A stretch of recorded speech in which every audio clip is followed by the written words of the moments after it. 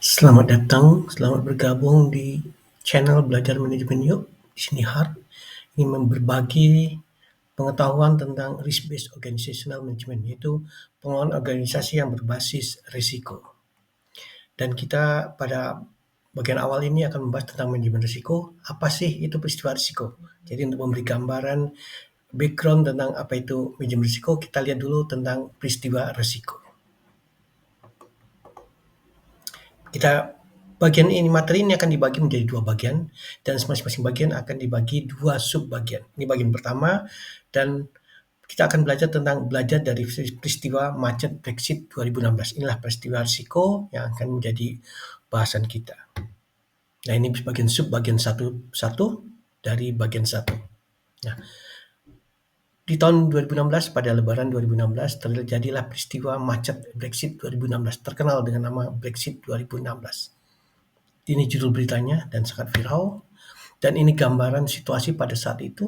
Ini suasana malam, kemacetan dan ada suasana siang bagaimana padatnya kendaraan di jalan tol pada saat itu.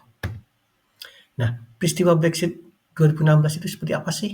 Nah, Brexit ini merupakan singkatan dari Brebes Exit yang merujuk pada tragedi kemacetan pintu keluar tol Brebes Timur saat arus mudik Lebaran Juli 2016. Insiden ini terjadi beberapa hari sebelum Lebaran 2016, di mana Lebaran pada saat itu jatuh pada hari Rabu tanggal 6 Juli 2016. Pemudik sudah berbondong-bondong meninggalkan Jabodetabek sejak hari Jumat 1 Juli 2016 karena memang hari Jumat adalah hari terakhir secara resmi kantor-kantor dan perusahaan-perusahaan bekerja, ya, aktif perusahaan-perusahaan dan mulai libur di tanggal 2 Juli hari Sabtunya. Maka peristiwa Brexit ini mulai terjadi sejak tanggal 1 Juli malamnya pastinya. Nah, sebenarnya perjalanan mudik ya lewat darat bagi pemudik itu tujuannya apa sih? Nah, mereka pasti ingin menggunakan kendaraan pribadi supaya di kampung bisa berkendaraan, nyaman selama di perjalanan, dan tiba di kampung halaman dengan selamat, tepat waktu, serta dengan biaya yang terjangkau pastinya. Dan pemerintah pasti ya menginginkan bahwa pengelolaan mudiknya ini menghasilkan, mengakibatkan, menimbulkan bahwa para pemudik pribadi dapat menggunakan kendaraan pribadi dengan nyaman selama di perjalanan dan tiba di kampung halaman dengan selamat, tepat waktu serta dengan biaya yang terjangkau pasti. Ya. Jadi ini keinginan pemerintah dilayani dengan baik. Ini sesuai juga dengan pernyataan dari Presiden Jokowi pada saat itu. Nah, bagaimana sih persiapan pengelolaan mudik 2016? Ya. Pemerintah mengatakan mudah-mudahan bisa berjalan dengan lebih baik dari tahun yang kemarin. Ini pernyataan dari pemerintah, Menteri Pramono. Dan berikutnya kemungkinan kemacetan sudah diprediksi itu di daerah Brebes karena sudah berfungsi jalan tol yang baru. Ya, karena setelah diresmikan, baru saja diresmikan. Dan dengan mudah-mudahan dengan jangka waktu yang distribusi yang panjang dari tanggal 1 mulai bergerak orang-orang mudik sampai dengan tanggal 6 pada hari Lebaran semuanya tersebar kendaraan yang mudik sehingga tidak numpuk di 1-2 hari tertentu. Pemerintah memastikan ya bahwa mudik tahun 2016 akan berjalan aman dan lancar. Kenapa? Karena telah dilakukan persiapan sejak awal tahun. Sarana prasarana, infrastruktur, transportasi, keamanan, telekomunikasi, dan pelayanan telah disiapkan untuk pemudik sejumlah 17,6 juta jiwa. Ya, dan ini persiapan ini telah dilakukan sejak bulan Januari 2016.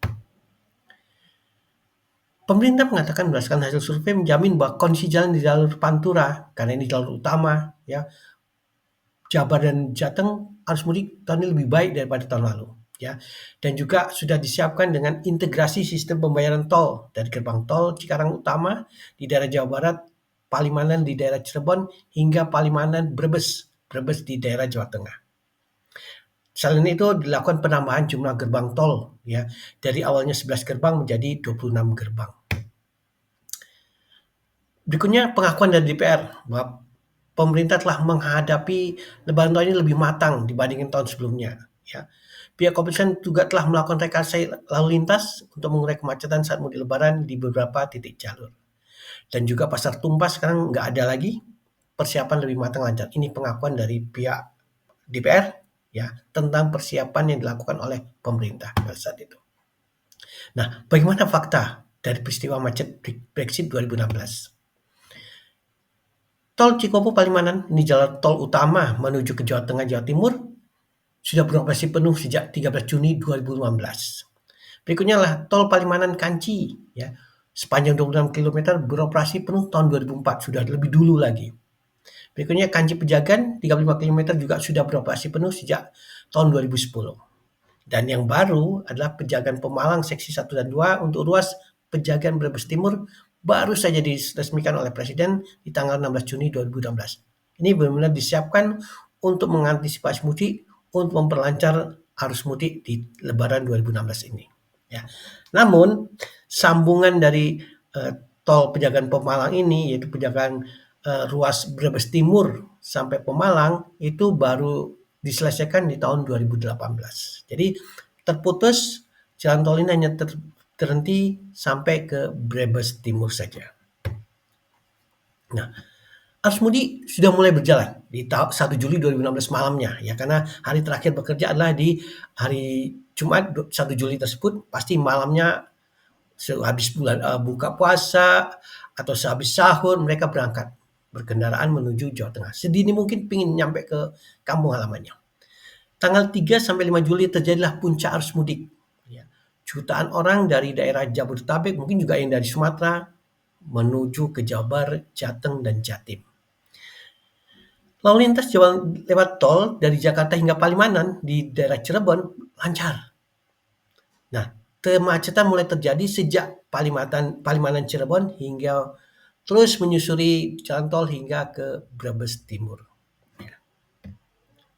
Nah, fakta yang ada bagaimana macetnya yang terjadi pada saat itu, Cirebon Semarang dihabiskan waktu 35 jam, ya.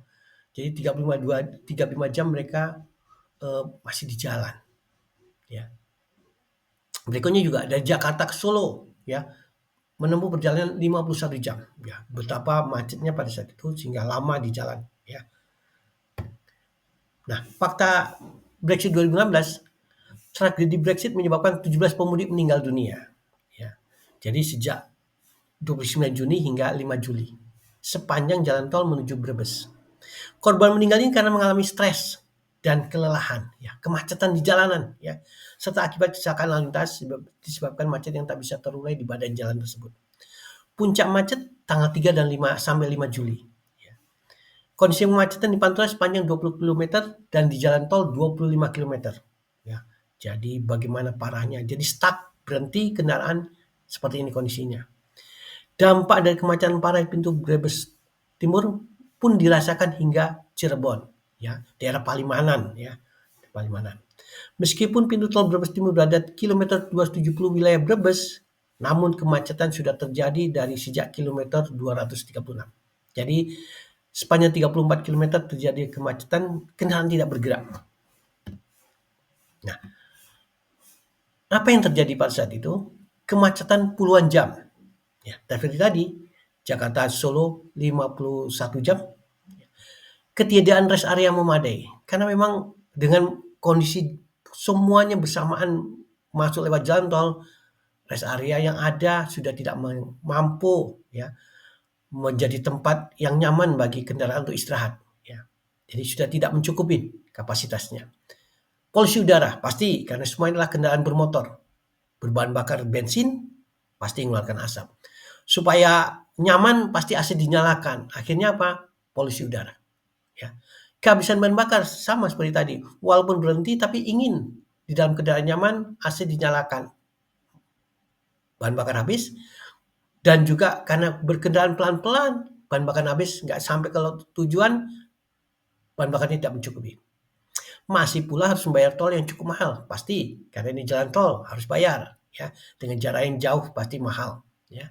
Dan yang tidak kalah pentingnya adalah kerugian material, ya, kerugian non material, ya, yaitu pupusnya harapan untuk bisa menunaikan sholat Id bersama sanak keluarga di kampung halaman tepat waktu di tanggal 6 Juli 2016. Nah, saudara sekalian, akan kita lanjutkan materi tentang peristiwa Brexit 2016 ini nanti di bagian 1-2. Terima kasih.